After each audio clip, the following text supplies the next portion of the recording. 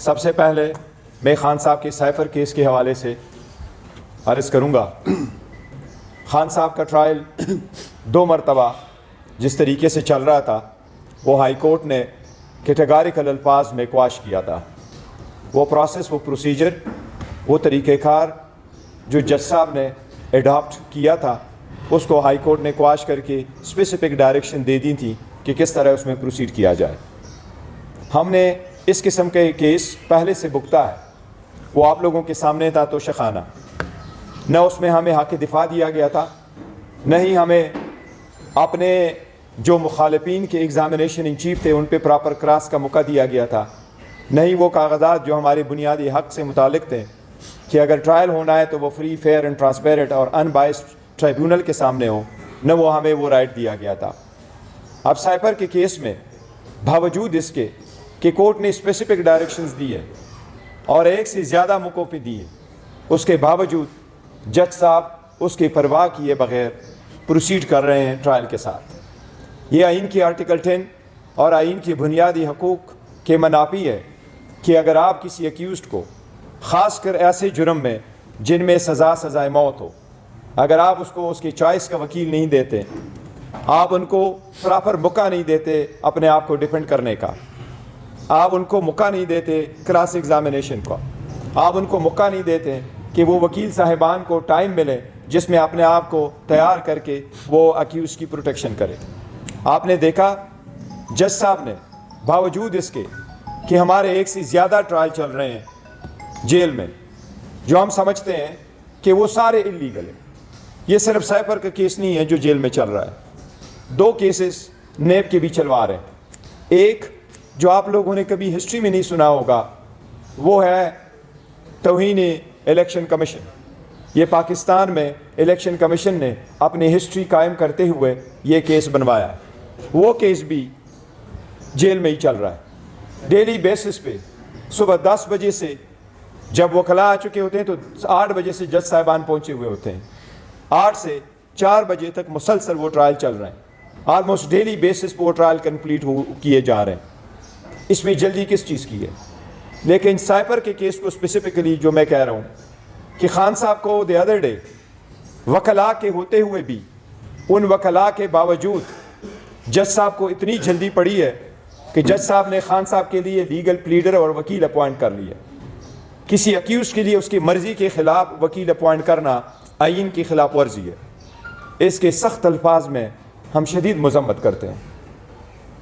ہم عدلیہ سے درخواست کرتے ہیں، ہائی کورٹ سے درخواست کرتے ہیں، سپریم کورٹ سے درخواست کرتے ہیں کہ یہ آپ کی آرٹیکل 203 میں آپ کی ذمہ داری ہے کہ آپ کے جورسڈکشن کے اندر کوئی بھی جج کوئی بھی ٹرائل چلاتے ہو، آپ اس کے سپروائزر جورسڈکشن میں ایکسرسائز کرتے ہوئے ان کو ڈائریکشن دے سکتے ہیں.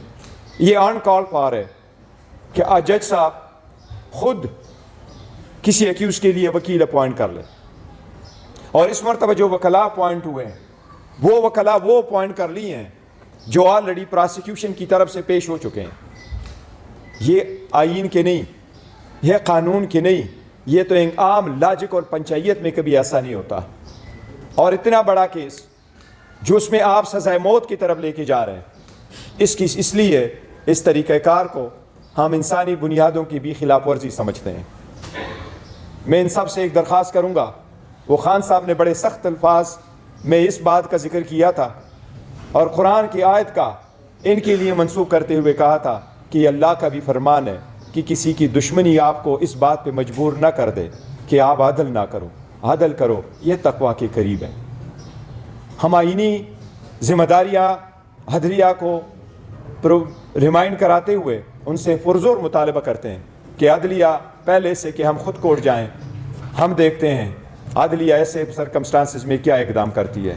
فنڈامنٹل رائٹس کا پروٹیکشن کرنے کا امین اور آئینی ذمہ داری سب سے پہلے آئین نے عدلیہ کے کندھوں پہ ڈالا ہے.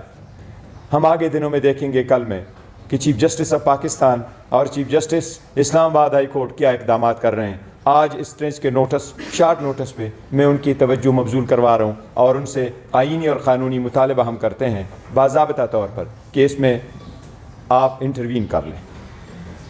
اس کے ساتھ ساتھ میں اس بات پہ توجہ دلاتا ہوں इलेक्शन शुरू हुए, इलेक्शन का प्रोसेस जब शुरू होने वाला था तो हम बार बार अदालतों के सामने आए, हाई कोर्ट में गए, सुप्रीम कोर्ट में गए, 2 हुकूमतें ख़त्म हो गई थी, 90 डेज़ में इलेक्शन मांग रहे थे, वो for one reason the other delay होते गए। आखिरकार सुप्रीम कोर्ट के इंटरवेंशन से सदर और इलेक्शन कमीशन के दस्तखतों से 8 की तारीख तय हो गई। हमारी दरख्वास्त थी कि लेवल प्लेइंग फील्ड हमें प्रोवाइड करे। ये पाकिस्तान की सबसे बड़ी पॉलिटिकल पार्टी है और इसकी सारी पॉपुलरिटी है। ये सिर्फ ये नहीं है कि पार्टी कितनी पॉपुलर है, ये अवाम की बुनियादी हकूक़ का हिस्सा है कि वो डेमोक्रेटिक प्रोसेस में शामिल हो। वो हर जगह हर रुख पे हमें रोका गया और हमें वो रिफ्यूज़ किया गया। हमें लेवल प्लेइंग फील्ड तो क्या फील्ड ही नहीं दी गई, हमसे बदला लिया गया, हमारे प्रपोजर सेकेंडर रोके गए, हमारे नॉमिनेशन फॉर्म रिजेक्ट किए गए टेक्निकल बुनियादों पे। लेकिन कैंपेन में हिस्सा लेना तो हमारा हक है और कैंपेन में पार्टिसिपेट करना भी हमारा हक है। हम दरख्वास्त देते हैं तो हमें इजाज़त नहीं मिलती। मैं कल शाम को बुनेर से वापस आया हूँ जहाँ मैं N18 में पार्टिसिपेट कर रहा था। हमने 5 कन्वेंशन ही कर दी, वो सारे क्लोज इंडोर जगहों में कर ली क्योंकि हमारे पास एनओसी नहीं थी। और सारी जगहों पे जहाँ हमारे कैंडिडेट्स रैली करना चाहते हैं वहाँ उनकी इजाज़त नहीं है। आज के लिए खान साहब की हिदायत के मुताबिक हमने सारे उम्मीदवारान को ये डायरेक्शन दी थी खान साहब की तरफ से कि वो आज के दिन कानून के मुताबिक रैलीज़ निकालें। मैंने वॉइस मैसेज भी उनको खान साहब की डायरेक्शन पहुँचाई कि आपका जो भी रैली हो वो पुरअमन तरीके से हो, आपके पास अपने मुल्क के झंडे हो, आपके पास पाकिस्तान तहरीक इंसाफ का झंडा हो, आप पुरअमन निकलें, अपने रास्ते पे चलते हुए रैली निकालें, हवा में अपने निशानात इंट्रोड्यूस करवाएं। आपने देखा 80 साला साबिक गवर्नर साहब मियां अजहर साहब को भी अरेस्ट किया गया। ऐसे तरीक़ेकार आईन कानून की सराहन खिलाफ वर्जी है। ये अवाम का रास्ता रोकने के मुतरादिफ है। अगर हर रोज़ आप अवाम के रास्ते रोकेंगे तो हम 8 तारीख के बारे में क्या प्रेडिक्ट करें। मेरी इलेक्शन कमीशन से दरख्वास्त है कि आपने ही कोड ऑफ कंडक्ट मुतारिफ करवाया था, हमने आपसे मिले थे, आपने हमें यकीन दहानी कराई थी, आपने बंद कमरे में भी यकीन दहानी कराई थी, आपने ओपन हाल में सारी पॉलिटिकल पार्टी के सामने यकीन दहानी करवाई थी कि इलेक्शन के शेड्यूल आने के बाद सबको बराबर और मसावी का सलूक मिलेगा। और उस बराबर और मसावी सलूक सिर्फ पॉलिटिकल पार्टी का नहीं होता, हर कैंडिडेट का है।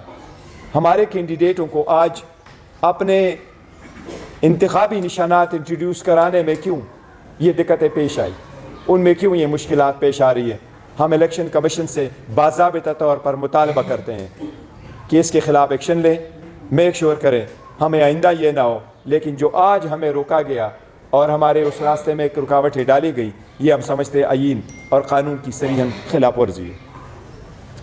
इसके बाद मैं कि आपके क्वेश्चंस इस पॉइंटों पे ले लूँ, मैं आपके साथ अपने मैनिफेस्टो शेयर करूँगा। किसी भी पॉलिटिकल पार्टी के लिए ये खुशी का दिन होता है कि वो आपके साथ अपना इंतखाबी मंशूर शेयर करे।